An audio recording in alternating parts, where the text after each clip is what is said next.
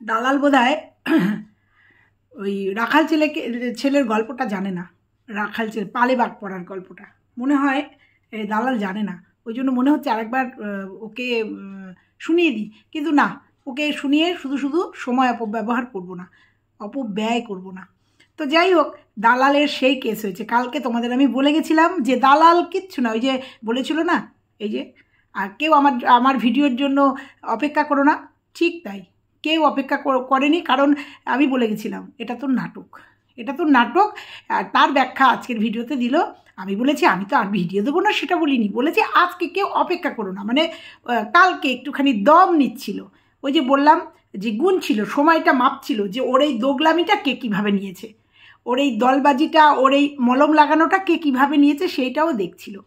তো সেই জন্য ও একটা কমিউনিটি পোস্ট দিয়েছে, আমার জন্য কেউ ওয়েট করো না, মানে নিজের ওয়েটটা দেখছিল। আজকে সেটা পরিষ্কার করলো, যেটা আমি অলরেডি কালকেই বলে দিয়েছি, পরিবর্তন হওয়ার ও নয়, ও হবে না। ও জাস্ট একটা দল, মানে একটা রাজনীতি করে দিয়েছে, দুটো লাইভে উঠেছে, উঠে বুঝতে পেরেছে যে এবার একটু বসে দেখছে যে ওর ওয়েটটা কোথায় গিয়ে দাঁড়িয়েছে, সেই জন্য আর কিচ্ছু না। তো আজকে ফুল ফর্মে চলে এসছে, কভার হলো এই নিয়ে, দালাল কভার হলো। আমি তো তুই 3 বছর ভিডিও করছিস বললি, কিন্তু আমি তোকে খুব বেশি দিন হলো দেখছি না, খুব কম দিনের মধ্যেই 3বার হয়ে গেল। ওই কণিকারা ওই কেসটা আসার সময় একবার কেঁদে কেটে বললি আমি আর ভিডিও করব না, আমার চ্যানেল চলে গেল।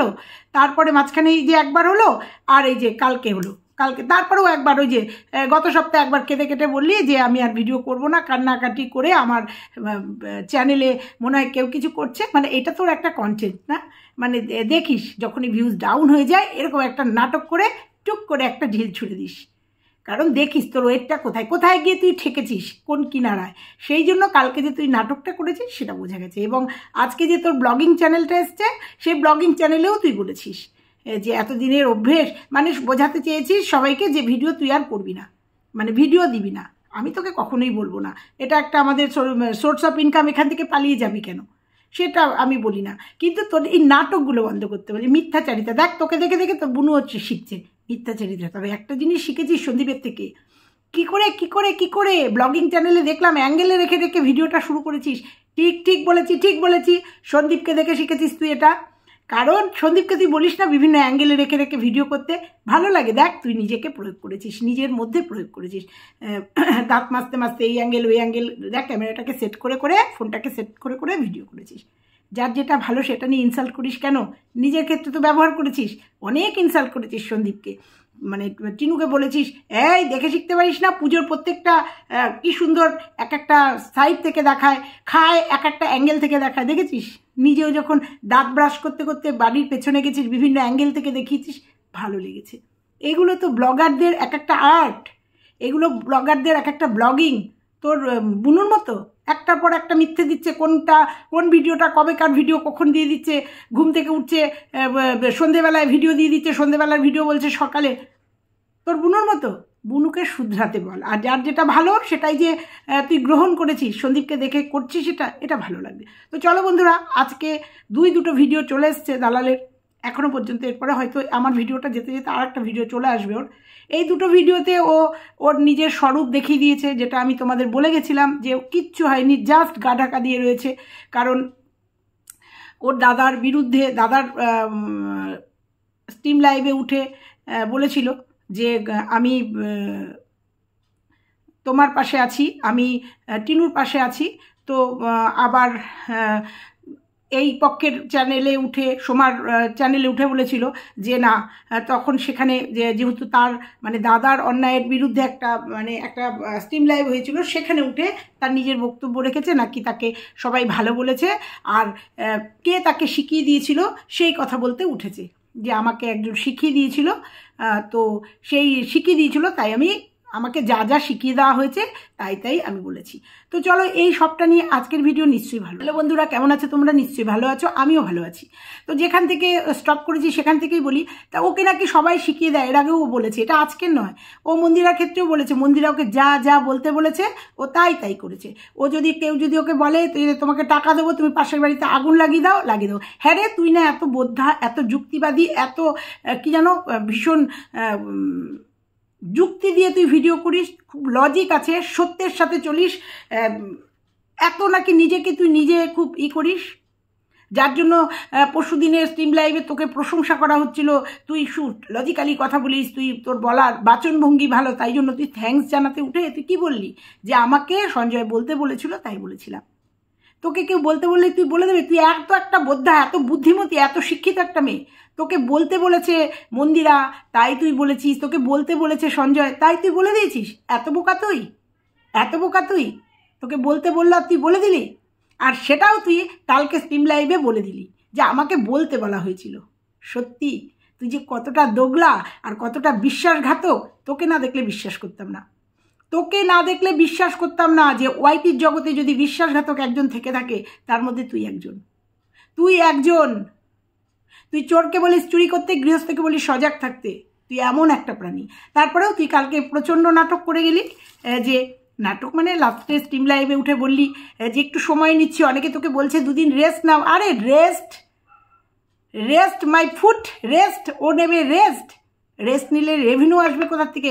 তুই যে ভিউয়ার্সদের বোকা বানাচ্ছিস, কালকে স্ট্রিম লাইভে বলতে পারতিস যে আজকে আমি একটুখানি দেখছিলাম আমার লেভেলটা কোথায় গিয়ে দাঁড়িয়েছে, কারণ আমি তো আবার একটা বিশ্বাসঘাতকতা করলাম, আমি তো যার পাশে গিয়ে দাঁড়ালাম তার সাথে আবার বিশ্বাসঘাতকতা করলাম এই লাইভটায় উঠে, এই সোমার লাইভটায় উঠে সঙ্গীতা ম্যাডামের সঙ্গে হাত মিলিয়ে তাকে কিছু কথা দিলাম, আমি তো বিশ্বাসঘাতকতা অলরেডি আবার করলাম। তার জন্য আমার আজকের দিনটা আমি দেখার জন্য, মানে গতকালকের দিনটা আমি দেখব, সেই জন্য গতকালের দিনটা সে দেখছিল। অলরেডি সেও এখন আর দাদার নাম নিতে পারছে না, এতদিন দাদার নাম নিয়ে কথা বলছিল, আবার দাদাও বুনুর নাম নিতে পারছে না। মহিলাটি বা ওনারটি, ওই চ্যানেলের ওনারটি, এ বলছে ওই পুরুষ ওনারটি, হয়ে গেছে দুজনের ছবি মুখোমুখি হয়ে গেছে। যখন স্ট্রিম লাইভে উঠে একবারের জন্য যে জন্য হয়েছে সেই জন্য একটা কথা বলেনি, যাকে তারপরে আমাদের ভিডিও আসলো, ভিডিওতে আবার সেই ফুল ফর্মে ফিরে এসেছে। এটাই স্বাভাবিক, এটাই ওর ভয় ডর লজ্জা কিচ্ছু নেই। আবার পরের ভিডিওতে বললো আমি প্রত্যেকটা ভিডিও আমি ফুল ফর্মে করব এবং মুখের ভাষা সংযত রেখে যৎপন্নাস্তি আমি বলবো। তো ও যে বার্তা দিচ্ছে যে না কিচ্ছু হয় না, এটা ওয়াইটিতে যা খুশি তাই করতে পারি, কিচ্ছু হয় না, তাহলে বলবো যে তাহলে কণিকাদের নাম নিতে পারিস না কেন? যদি কিছু নাই হয়ে থাকে, যদি তুই সঙ্গীতা ম্যাডামের উপরে একটা আঙুল তুললি যে কেস কি করতে গেছে, আই ওয়াশ করতে গেছে, নিজের কেস করতে গেছে, সমস্তটা বিচার করলি, তাহলে লাইভটায় উঠেছিলি কেন? লাইভটা উঠে ওনার সাথে কথোপকথন করলি কেন? বললি কেন যে না আজকে থেকে সীমাকে সীমাদি বলবো, ইপসিতাকে দিদি বলে বা নাম ধরে, এই কথাগুলো বললি কেন? এরকম দেখালি কেন লাইভে? তাহলে ওটা কি পুরোটাই তোর জাস্ট ফেস ছিল? তারপরেও তুই পাল্টি খেয়ে গেলি, কারণ তোকে কেউ পরিচালনা করছে, তুই কারুর দ্বারা পরিচালিত হচ্ছিস, এবং তারা তোকে, তুই যে লোকের কথা শুনিস, কেউ তোকে বলছে কিচ্ছু হবে না, তুমি তোমার মতো স্বেচ্ছাচারিতা করে যাও, তুমি তোমার মতো বলে যাও। তাহলে যদি তাই হবে, কণিকা উজ্জ্বলের নাম নিতে পারিস না কেন? যদি তাই হবে, তোর 9টা ভিডিও টেক ডাউন হয়েছে কেন? যদি তাই হবে, দিল্লিতে তোর নামে কেস হবে কেন? কেস চলছে কেন? যদি ওয়াইটিতে যদি নোংরামি বা কোনো বাচনভঙ্গি খারাপ করিস বা কোনো ফ্যামিলিকে নোংরা করিস, তাহলে তার জন্য যদি কেস না হয় কোনো, তাহলে এগুলো হলো কেন? তুই তো তার প্রমাণ, প্রকৃত প্রমাণ। তুই কণিকা উজ্জ্বলের নাম নিতে হবে, ইভেন তোর লাইভ চলাকালীন এই কণিকাদের কথা উঠেছে, তুই স্টপ করিয়ে দিয়েছিস বা একজনকে নামিয়ে দিয়েছিস, বলেছিস না ওদের কথা ওইটা বাদ, কারণ ওটা কেস চলছে।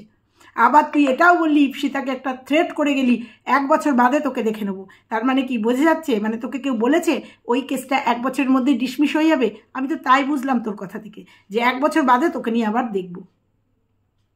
তো যাই হোক বন্ধুরা, আজকে ওর ভিডিও দেখলাম, তোমাদের আগেই বলে রেখেছিলাম যে ও শুধরানো নেই, কুকুরের লেজকে যতই টানো ও সোজা হবে না, ওকে ছেড়ে দিলেই আবার যে কেসেই আগের জায়গাতে ফিরে আসবে। এইটা হচ্ছে ও ভোল পাল্টায়। কালকে বলেছিলাম না, গিরগিটি ওকে দেখলেও ভয় পায়, লজ্জা পায়, ও শুধু ভোল পাল্টায়। যখন ভিউজ কমে যায় নতুন নাটক নিয়ে আসে, কালকের ওটা ওর জাস্ট একটা নাটক ছিল। আবার দেখো আজকের ভিডিও দুটো দেখো, ফুল ফর্মে ফিরে এসছে এবং ডোন্ট কেয়ার, এবং রীতিমতো সঙ্গীতা ম্যাডামকে রীতিমতো ইনসাল্ট করে ভিডিও করলো। কত বড় দুঃসাহস ওর, একজন মানবাধিকার কর্মী তাকে ইনসাল্ট করে ভিডিও করলো, তাকে ইনসাল্ট করে আমি জানি না সঙ্গীতা ম্যাডাম কিছু বলবে কিনা, বা তারপরেও শুনলাম যে হোয়াটসঅ্যাপেও সেটিং হচ্ছিল, ভেতরে ভেতরে সেটিং করার চেষ্টা করছিলেন, সঙ্গীতা ম্যাডামকে সেটিং করার চেষ্টা করছিল। যাই হোক, ভালো বার্তা সঙ্গীতা ম্যাডাম দিয়েছে। তো এই হচ্ছে ওর আসল রূপ। এবার তো বলি, তুই তোর আজকের ভিডিওতে বললি যে সঙ্গীতা ম্যাডাম চাইছে নিজের দল ভারী করতে, নিজের দিকে কখনো ভালোবাসা দিয়ে, কখনো বলপূর্বক নিজের দল ভারী করার জন্য চেষ্টা করছে। তাহলে বলি, তুইও তো চেষ্টা করেছিলি, চেষ্টা করিসনি তা তো নয়, বাগে আনতে পারিসনি।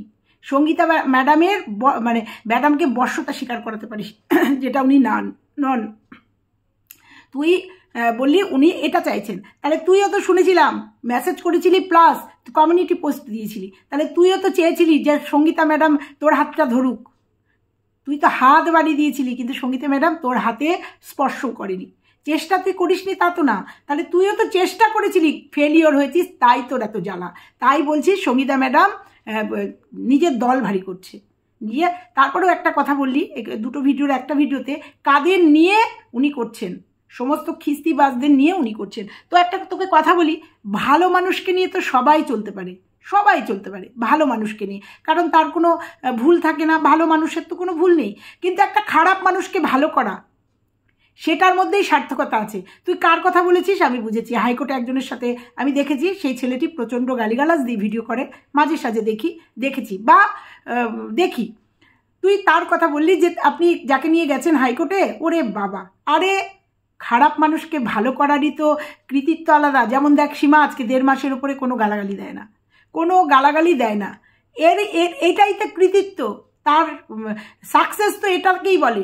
খারাপ মানুষকে ভালো করা, খিস্তিকে বন্ধ করা, তারকে পরিবর্তন করা।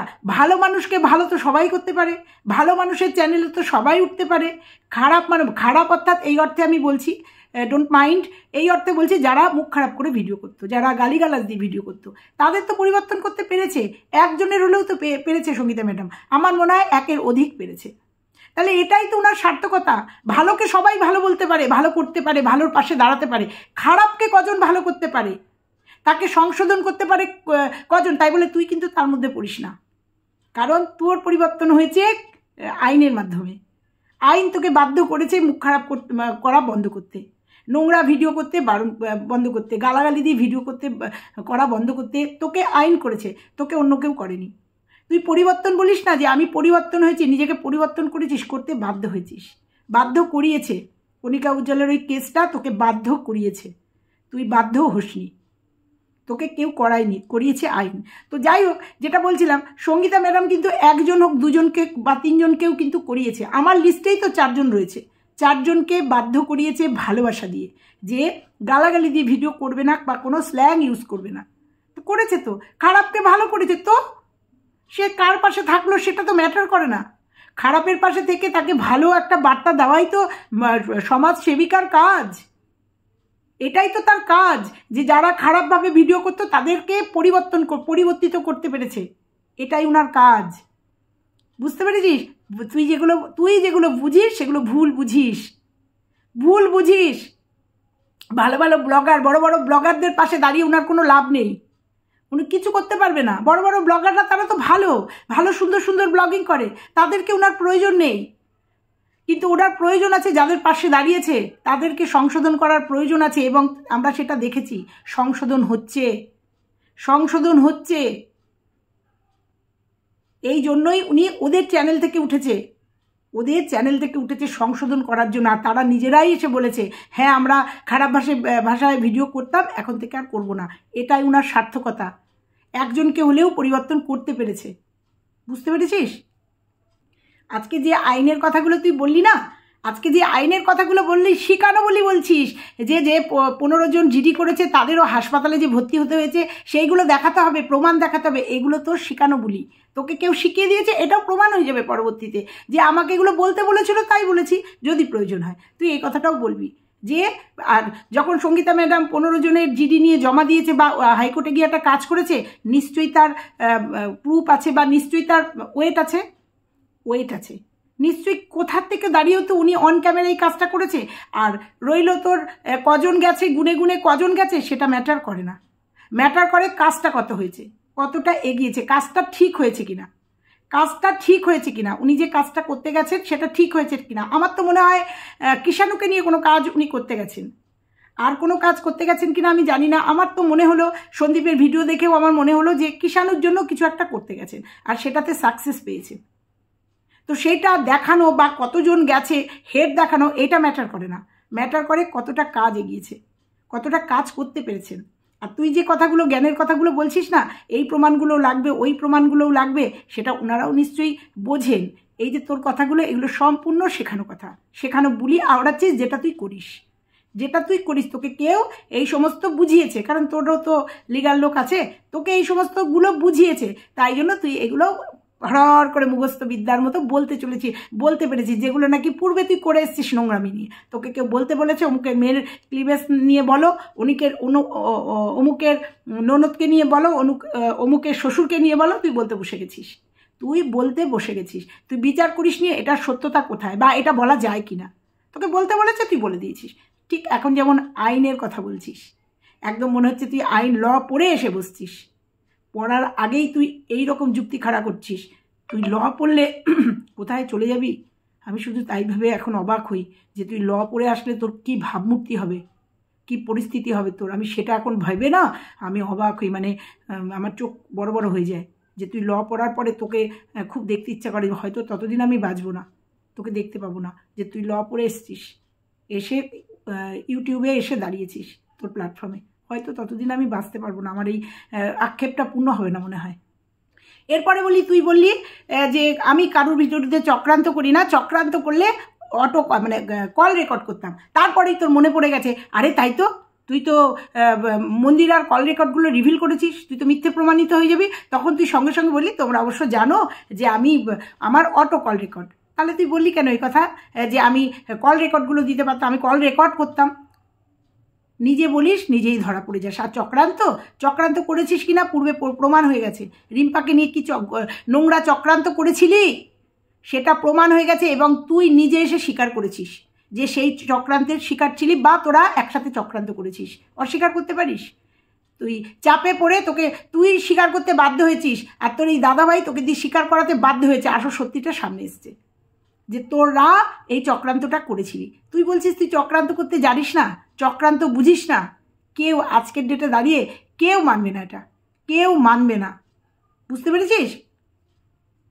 এরপরে আসি, তুই সঙ্গীতা ম্যাডামকে একটা কথা বললি যে উনি ধমকে চমকে ভালোবাসা দিয়ে উনি একত্রিত করতে চায়, এটাই তোর কাজ, ওনার কাজ। আর তুই বললি এরকম মানুষকে তোর প্রয়োজন নেই। তোর প্রয়োজন হতো যদি সঙ্গীতা ম্যাডাম তোর ডাকে সাড়া দিত, কিন্তু দেয়নি তো, আঙুল ফল টক হয়ে গেছে। তোর ডাকে সাড়া দেয়নি, তুই নিতে পারিসনি। সীমা যেমন নিজের বানিয়ে নিয়েছে, নিজের করে নিয়েছে, ভালোবাসা দিয়ে হোক যাই হোক, দুজনকে নিজের করে দিয়েছে, তুই ভেবেছিলি ওই জায়গাটায় তুই ঢুকবি, সীমা আর সঙ্গীতা ম্যাডামের ওই মাঝখানটায় তুই ঢুকবি।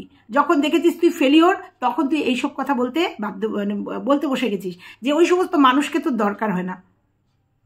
আঙুর ফল টক সেরকম ব্যাপার, দরকার হয় না, দরকার হয়, কিন্তু তুই পাসনি তাই বলছিস তোর দরকার হয় না। আর দরকার যদি নাই হতো স্ট্রিম লাইভে তুই উঠতিস না। তুই বলিস না তোর খুব আত্মসম্মান, তোর খুব তোর নামে ভালোবাসা, ভালো বলে ঢেলে দিক, তুই উঠবি কেন এই স্ট্রিম লাইভে? তোর যদি কোনো ইন্টেনশন না থাকবে, তোর কোনো স্বার্থ না থাকবে, তুই ইচ্ছা করেই ওই স্ট্রিম লাইভে উঠেছিস। তা ওইটাই তুই চেষ্টা করেছিস, কিন্তু চেষ্টা করে তুই আয়ত্তে আনতে পারিসনি, তোর আয়ত্তে আনতে পারিসনি সঙ্গীতা ম্যাডামকে।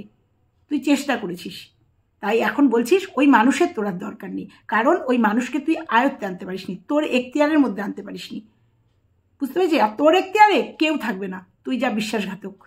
দেখ সঙ্গীতা ম্যাডামের সাথে স্ট্রিম লাইভে বলা তোর কথাগুলো আরেকবার শোন, আর আজকের ভিডিওগুলো তুই শোন, দেখ কতটা ডিফারেন্স, কতটা পাল্টি খেতে পারিস। তুই স্ট্রিম লাইভে গিয়ে একরকম কথা বলেছিস, আর তুই আজকে যে ভিডিওগুলো করেছিস সেই ভিডিওগুলো তুই শোন, পাশাপাশি দুটো ভিডিও রেখে শোন, যে তুই মিনিটের মধ্যে, সেকেন্ডের মধ্যে পাল্টি খেতে তোর সময় লাগে না। অতএব তুই মানুষের বিশ্বাসের জায়গা পাবি, মানুষ তোকে বিশ্বাস করবে, কোন অ্যাঙ্গেল থেকে করবে? ওই যে তোকে সাপ বলেছে না, বিষধর সাপ, একদম ভুল বলেনি, তুই কখন ফোঁস করে উঠবি বলা খুব মুশকিল, তোকে বিশ্বাস করা খুব মুশকিল, বুঝতে পেরেছিস? দেখ, তোকে দাদা বিশ্বাস করেছিল, স্ট্রিম লাইভে তুলেছিল, তার পিঠ পিছে ছুরি মেরে দিবি। এখন টুকটুক করে তার একটু একটু করে তার নিন্দা করছিস। আমি বলছি না সেও ভালো, আমি বলছি না, কিন্তু তোর আর তার সম্পর্কের কথা বলছি। পাশে গিয়ে দাঁড়িয়েছিলি এত কিছু হওয়ার পরে, এত কিছু কি যেন মিট আপে এত কিছু হওয়ার পরেও তার পাশে গিয়ে দাঁড়িয়েছিলি। তুই কি ভাবিস সেটা টিনুর স্বার্থে? কখনো না, তোর নিজের স্বার্থে, তোর নিজের স্বার্থে গিয়ে হাত মিলিয়েছিলি। তারপরে যখন বিপদ বুঝে স্যাট করে সরে এসছিস, স্যাট করে সরে এসছিস। সবাই বোঝে এটা, সবাই বোঝে। তোদের স্ট্রিম লাইভের পরে তোদের কাছের অনেকে অজ্ঞান হয়ে গেছিল, বুঝতে পেরেছিস? কেউ বুঝতে পারছে না, ভাবতে পারছে না, বিশ্বাস করতে পারছে না, তোকে নিয়ে ভিডিও করতে পারছে না, ভয় পাচ্ছে।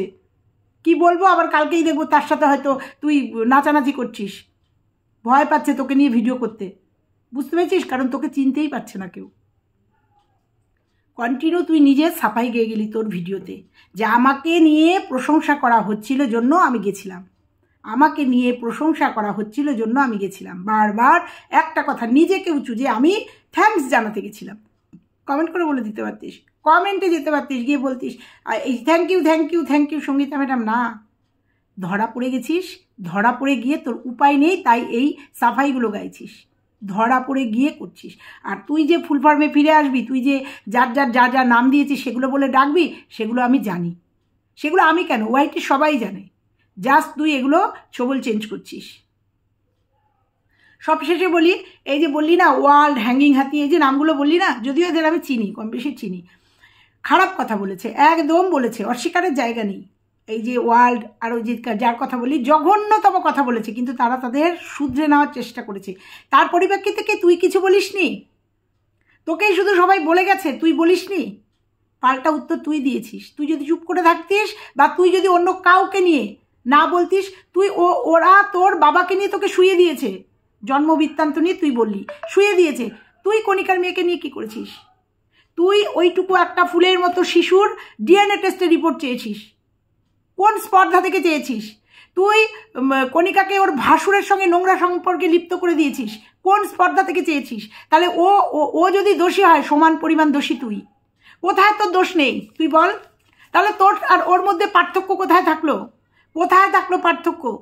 ও যদি তোর বাবাকে নিয়ে বলেছে অন্যায় করেছে, 100-তে 200% অন্যায় করেছে, তুই কণিকার বাচ্চাটাকে নিয়ে বলেছিস, তাহলে তোর সাথে ওর পার্থক্য থাকলো কোথায়? তাহলে তুই আজকে এই কথাগুলো বলতে পারিস না। তখনই তুই বলতে পারতিস যদি তোর মধ্যে কোনো অন্যায় না থাকতো, তোর মধ্যে কোনো খারাপ কথা না থাকতো, খারাপ ভাষা না থাকতো, তুই কাউকে নিয়ে এরকম নোংরা অ্যাটাক না করতে পারতিস। এরকম বহু নিদর্শন আছে। শুধু তো এইটুকু বললাম, কণিকার মেয়েটাকে নিয়ে বললাম, শুধু তো কণিকার মেয়েটাকে নিয়ে বললাম, এরকম নিদর্শন তোর প্রচুর আছে। তুই কেন করেছিলি? তুই কেন করেছিলি? ওরা নয় করেছিল, তুই কেন করেছিলি? তুই তো অন্যের কথায় প্রভাবিত হোস, অন্যের কথা শুনে করেছিলি, তাই না? তাহলে ওরা যদি দোষী হয়, তুইও দোষী। আর ওরা নিজেদের রেকটিফাই করছে, ওরা নিজেদের পরিষ্কার বলছে আমরা শুধরাতে এসছি, আমরা শুধরাবো। সেটা দেখা যাক, এবং দেখছি আমরা। এটাই হচ্ছে সঙ্গীতা ম্যাডামের চ্যালেঞ্জ, এটাই হচ্ছে সঙ্গীতা ম্যাডামের জয়, এইটাই করতে এসছেন উনি। কিন্তু তোকে পারবে না শুধরাতে, তোকে কারুর সম্ভব না, পৃথিবীর কারুর সম্ভব না, একমাত্র ঈশ্বর যদি পারে তোকে শুধরাতে, তাছাড়া কেউ পারবে না তোকে শুধরাতে। আর আইনের ঘেরাটোপে যদি তোকে শুধরাতে পারে। তুই আজকে এসেও বলছিস অমুক এটা বলেছে, তমুক এটা বলেছে, ও আমাকে এর সাথে বলেছে, ও আমাকে তার সাথে বলেছে। আর তুই কি করেছিস? তুই ভুলে গেছিস? তুই ভুলে গেলে আমরা তোকে মনে করিয়ে দেবো যে ওরা বলেছে, তুই কি ছেড়ে দিয়েছিস? কি নোংরা থেকে নোংরা তর করেছিস, একটা চ্যানেলকে খেয়ে নিয়েছিস, তুই একটা চ্যানেলকে বসিয়ে দিয়েছিস। তুই কম করেছিস? তুই কম করেছিস? তাহলে সমান দোষে তুইও দোষী, তোরও এক অংশ দোষ কম না। এটাই সবাই বলেছে, এটাই সবাই বলেছে। সঞ্জয়ের যদি অন্যায় অপরাধ হতে পারে, অন্যায় করতে পারে, অবশ্যই করেছে, তার যেমন শাস্তি হওয়া উচিত, সেরকম তোরও শাস্তি হওয়া উচিত, এই দালালেরও শাস্তি হওয়া উচিত, কারণ জঘন্য থেকে জঘন্যতম অপরাধ করেছে, সেটা কমেন্ট বক্সে উঠে এসছে। আর সঙ্গীতা ম্যাডাম কি বলেছে? একসঙ্গে সব সম্ভব না, আস্তে আস্তে উনি করবেন, আস্তে আস্তে উনি করবেন। আর তুই দেখতে থাক না ওনার দ্বারা কিছু হয় কিনা, আমরাও দেখতে থাকি। আরে একটু যদি মানুষকে পরিবর্তন করতে পারে, এটাই অনেক, এটাই অনেক। এই যে ভাষা, এই যে ল্যাঙ্গুয়েজ পরিবর্তন, এটাই অনেক, বুঝতে পেরেছিস? এটাই ওয়াইটিতে অনেকটা পরিবর্তন। এই যে ভাষার পরিবর্তন, যেটা নাকি চ্যানেল খুলতে পারতাম না, মানুষের সামনে, নিজেদের লোকজনের সামনে চ্যানেল খোলা যেত না, বাচ্চাদের সামনে চ্যানেল খোলা যেত না, সেটা যদি অম্লার বাদনে সবার সঙ্গে বসে দেখতে পারি, যুক্তির তর্ক দিয়ে সুন্দর ভিডিও যদি দেখতে পারি, সেটা হোক না কন্ট্রোভার্সি হোক, দেখতে পারি, আর সেটার যদি পরিবর্তন সঙ্গীতা ম্যাডাম করতে পারে, তার সার্থকতা তার এখানেই। বোঝাতে পারলাম তোকে? মনে হয় পারলাম না। তুই লাস্টে সন্দীপের মাকে পর্যন্ত ছাড়িসনি। তুই সন্দীপের মার গর্ভকে নরকের কীট বলেছিস, নর্দমার সঙ্গে তুলনা করেছিস। তুই বলতো, তুই ছেড়ে দিয়েছিস? তুই সন্দীপ তোকে করেছিল কাউন্টার অ্যাটাক, তোকে নোংরা কথা বলেছিল, তুই সন্দীপের মাকেও ছাড়িসনি, বাবাকে ছাড়িসনি, সন্দীপকে ছাড়িসনি, মাকে ছেলের সাথে শুয়ে দিয়েছিস। তুই কোথায় ভালো রে? কোথায় ভালো? আগে নিজের দিকে তাকা, নিজের দিকে তাকা, তারপরে সংশোধন। তুই সংশোধন হবি না, তুই সংশোধন হবি না। শুধু তুই ওটা ছবল চেঞ্জ করে ওই যে উঠেছিলি, ওই স্টিম লাইভে উঠেছিলি জাস্ট ওয়েদারটা দেখার জন্য, যে দুটো লাইভে উঠে তোর লেভেলটা কোথায় আসে। তারপরে তুই আজকে ভিডিওতে এসে বললি তুই তোর মতো করে তোর কন্টেন্টে, তোর জায়গাতে তুই স্টিক থাকবি, তোর জায়গাতে তুই ভিডিও করবি। কর কর, হ্যাঁ তোকে পরিবর্তন হতে হবে, পরিবর্তন আইনের জন্য হতে হবে, গালাগালি দিয়ে না। তুই ভিডিও কর, তুই ভিডিও কর, তোর স্ট্যান্ড পয়েন্ট থেকে তুই ভিডিও করবি, তোর ভুলগুলো আমরা ধরে দেবো, আমি ধরে দেবো। তো চলো বন্ধুরা, আজকে এ পর্যন্তই থাকলো। একটা ভিডিও নিয়ে বলতে গিয়ে এত বড় হয়ে গেল, তো আবার আসছি ও পরবর্তী ভিডিওতে। এটাই আজকের পুনরায় লাস্ট ভিডিও আমার, এরপরে আবার ভিডিও আসবে, কালকে সকালে তোমাদের সঙ্গে দেখা হবে। তো চলো, সবাই ভালো থেকো, সুস্থ থেকো, টাটা।